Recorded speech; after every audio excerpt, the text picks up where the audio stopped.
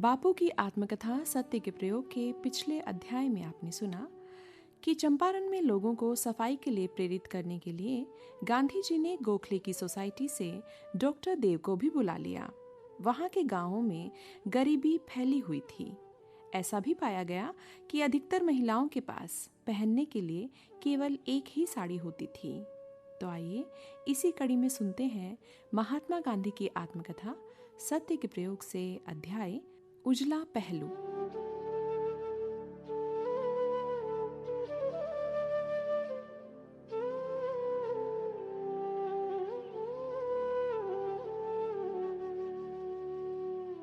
एक और समाज सेवा का वो काम हो रहा था जिसका वर्णन मैंने पिछले प्रकरणों में किया है, और दूसरी ओर लोगों के दुखों की कहानियां लिखने का काम उत्तरोत्तर बढ़ते पैमाने पर हो रहा था। हजारों लोगों की कहानियां लिखी गईं। उनका कोई असर ना हो यह कैसे संभव था? जैसे जैसे मेरे पड़ाव पर लोगों की आमद रफ्त बढ़ती गई, वैसे वैसे निलहों का क्रोध बढ़ता गया। उनकी ओर से मेरी जांच को बंद कराने के प्रयत्न बढ़ते गए। एक दिन मुझे बिहार सरकार का पत्र मिला। उसका आशय इस प्रकार था: आपकी जांच काफी लंबे समय तक चल चुकी है और अब आपको उसे बंद करके बिहार छोड़ देना चाहिए। पत्र विनयपूर्वक लिखा गया था, पर उसका अर्थ स्पष्ट था। मैंने लिखा कि जांच का काम तो अभी देर तक चलेगा और समाप्त होने पर भी जब तक लोगों के दुख दूर न होंगे, मेरा इरादा बिहार छोड़कर जाने का नहीं है। मेरी जांच बंद कराने के लिए सरकार के पास एक समुचित उपाय यही था कि वो लोगों की शिकायतों को सच मानकर उन्हें दूर करे अथवा शिकायतों को ध्यान में लेकर अपनी जांच समिति नियुक्त करे। गवर्नर सर एडवर्ड गेट ने मुझे बुलाया और कहा कि वे स्वयं जांच समिति नियुक्त करना चाहते हैं। उन्होंने मुझे उसका सदस्य बनने के लिए आमंत्रित किया।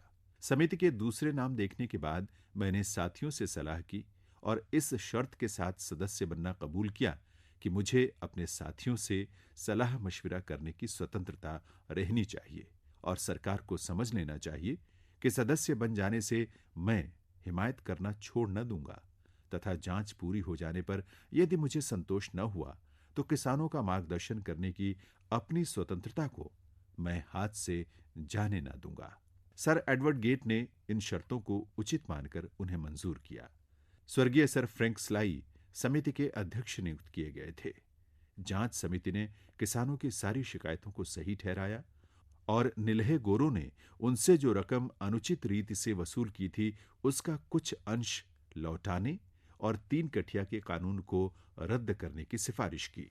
इस रिपोर्ट के सांगोपांग तैयार होने और अंत में कानून के रूप में पास होने में सर एडवर्ड गेट का बहुत बड़ा हाथ था। यदि वे दृढ़ न रहे होते अथवा उन्होंने अपनी कुशलता का पूरा उपयोग न किया होता, तो जो सर्वसम्मत रिपोर्ट तैयार हो सकी वो न हो पाती और आखिर में जो कानून पास हुआ वो भी न हो पाता। निलहों की सत्ता बहुत प्रबल थी। रिपोर्ट पेश हो जाने पर भी उनमें से कुछ ने बिल का कड़ा विरोध किया था, पर सर एडवर्ड गेट अंत तक दृढ़ रहे और उन्होंने समिति की सिफारिशों पर पूरा पूरा अमल किया। इस प्रकार 100 साल से चले आने वाले 3 कठिया के कानून के रद्द होते ही निलहे गोरों के राज्य का अस्त हुआ। जनता का जो समुदाय बराबर दबा ही रहता था, उसे अपनी शक्ति का कुछ भान हुआ और लोगों का ये वहम दूर हुआ कि नील का दाग धुल ही नहीं सकता। मैं तो चाहता था कि चंपारण में शुरू किए गए रचनात्मक काम को जारी रखकर लोगों में कुछ वर्षों तक और काम करूं, अधिक पाठशालाएं खोलूं और अधिक गांव में प्रवेश करूं, पर ईश्वर ने मेरे मनोरथ प्रायः पूरे होने ही नहीं दिए। मैंने सोचा कुछ था और दैव मुझे घसीट कर ले गया दूसरे ही काम में।